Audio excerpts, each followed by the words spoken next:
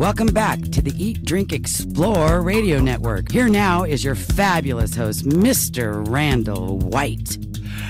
And a happy Saturday morning to you. As always, we're glad that you can join us, whether you're listening on Crush 92.5 in San Luis Obispo or online via our Ustream, actually watching what I guess would amount to a television show. Either way, we're very happy that you're here. You can listen via the iPad, iPhone, or Android apps as well. Now, if you are listening via the app, do it via the video because the audio for the radio portion doesn't update until after the show. I have to do that separately until I figure out how it can go live. I'm just not a technician, but I've had to become one because of this position.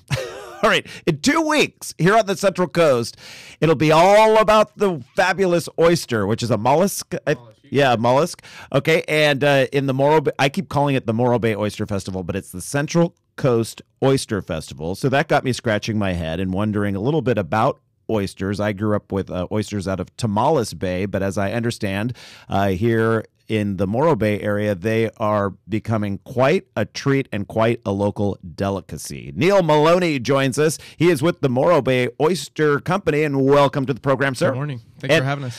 Now, did your family originate up in the Tamales region? Well, I grew up in the East Bay, and my first job right out of college was running this farm for Tamales Bay Oyster Company. Aha. I was a production farm for Tamales Bay Oyster Company for 4 years. It was like an extension of the farm? Yeah, they could sell more oysters than they could grow, so they were required to purchase another farm and start it from scratch, basically, and I was hired to do that for them. When I was a child, we would take, the proverbial Sunday drive, and we would drive out into West Marin because I grew up in Novato, if you're familiar with Novato. And so we would drive out past Rough the country. cheese factory, that wonderful French cheese factory they have there. And then head out to Tamales, and my dad would get a big jar of them, and we would all turn our nose up, as children. What? Those, they look like, well, I don't want to say it here on the air, but aphrodisiacs. Yes.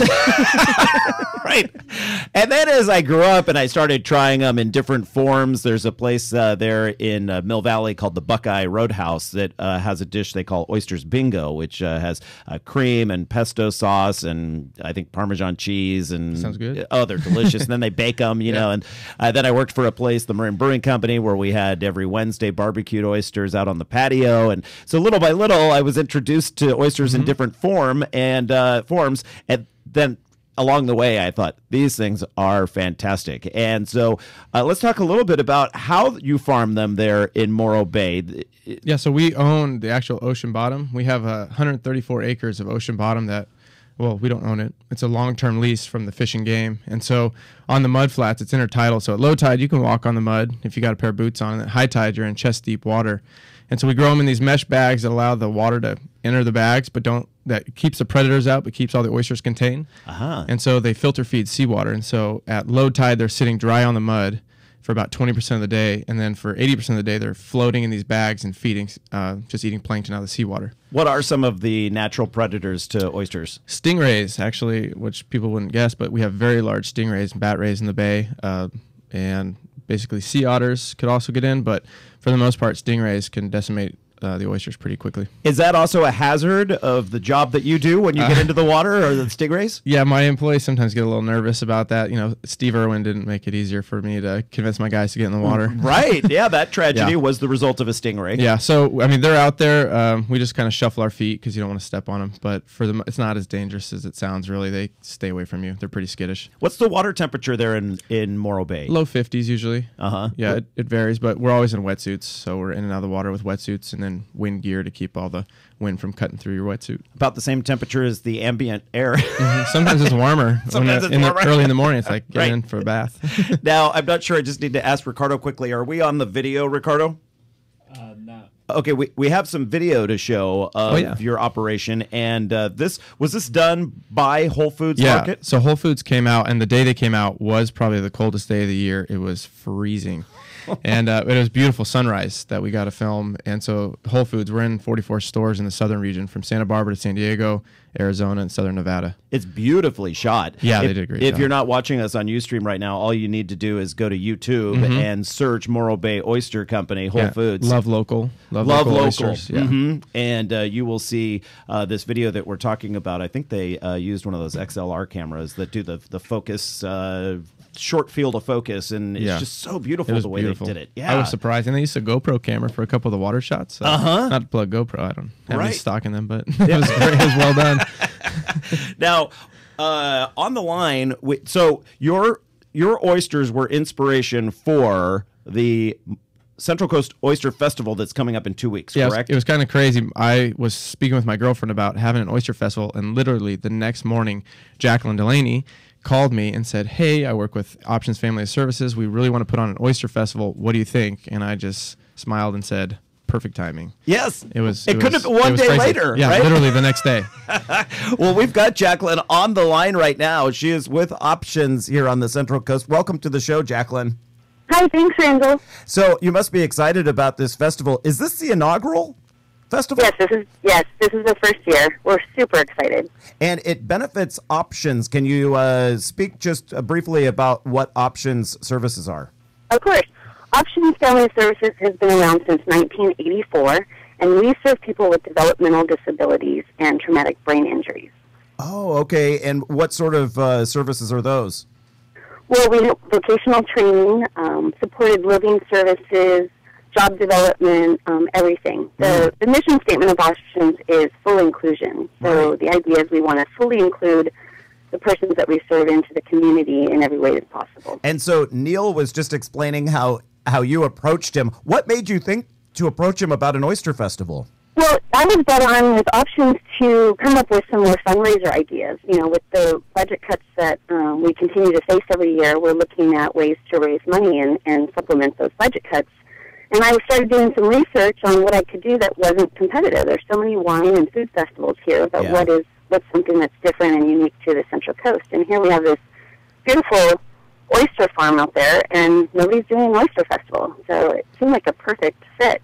Yeah, so why not? And it's done there at the golf course that overlooks where the oysters are raised. Yeah. Yes, right by the farm. Yeah. And it's never been used as a venue. No, and it's going to be beautiful. Yeah. I've been out there many, many times over the past year. We've been planning on this now, Neil and I, for about 10 months.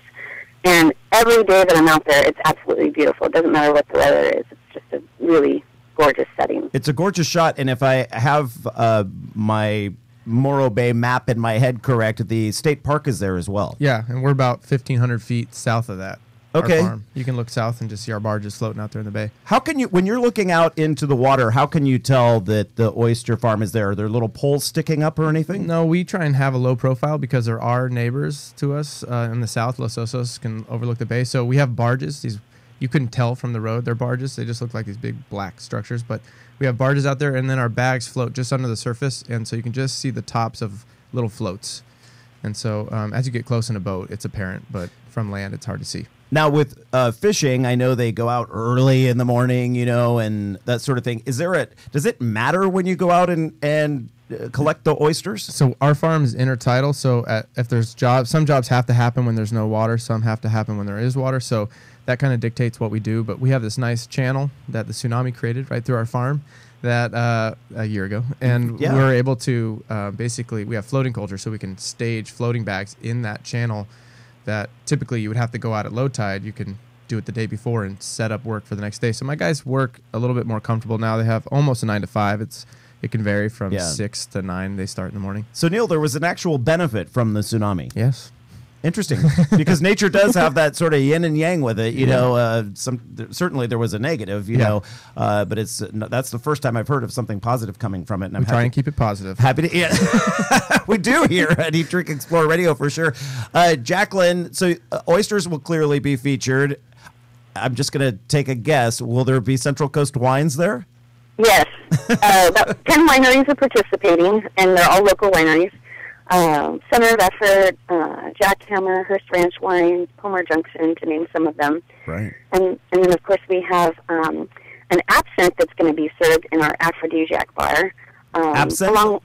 Absinthe, yeah. It's Manguin absinthe. It's going to be really interesting to have that there, but it's kind of fits the whole aphrodisiac lounge feeling that we're going to have. And then we've got Taproot Brewery as a part of it. They're making a special oyster brew just for our event. Really? Which is there, yeah. Will they be using oysters in the process? They'll be eating them while they make the beer. I don't know what the special recipe is going to be, but it's going to be centered towards tasting with oysters. Right. Well, Jacqueline, I wish you the best of luck with this first year, and we have a link to the festival on our website at eatdrinkexplore.com under the program summaries, and hopefully we can send some traffic your way and make this inaugural event a huge success. Great. Thanks so much. And Neil, so they're going to have an aphrodisiac lounge, which I find pretty funny. It's very serious. Yeah, I was going to say your experience with oysters, is that a wives' tale or is that true? No, I think it's all like your perception. So if you believe it's an aphrodisiac, it'll work accordingly. Yeah. Yeah. And so, yeah, we're setting up an aphrodisiac lounge with our oysters, a raw bar, and ceviche, and then we're going to have cheese and chocolates, and the whole event's going to be done a little sexy. And this is Father's Day weekend. I'll be back in Chicago and Madison, Wisconsin. My mouth's watering thinking of all the stuff you're going to have there, but I'm not going to have a chance. Yeah, to and if you it. don't like oysters, we have about 17 restaurants participating. 10 of those recipes will be oysters, and the other ones will be non-oyster related. So even if you don't like oysters, if you want to come out and have a great meal, enjoy the event, you can still participate. We have about 30 seconds left, Neil. Okay. What is a great gateway way of preparing oysters? Barbecue them. Barbecue. Yeah, throw garlic butter with a little beer and hot sauce on the stove, melt that down, and then once you barbecue the oysters, and when they pop open, you don't even have to shuck them. Just spoon that in, a little Parmesan cheese, and they're good to go. Oh, it sounds fantastic. People visiting Morro Bay, do you offer tours or anything like that? Yeah, just have them call me. Have them call you, and we have all the information for Morro Bay Oyster Company online, like I mentioned before. Neil Maloney with the Morro Bay Oyster Company. Thank you so much for having us. Yes. Right, and we are back in just a moment. Final segment of the show. The Eat, Drink, Explore radio show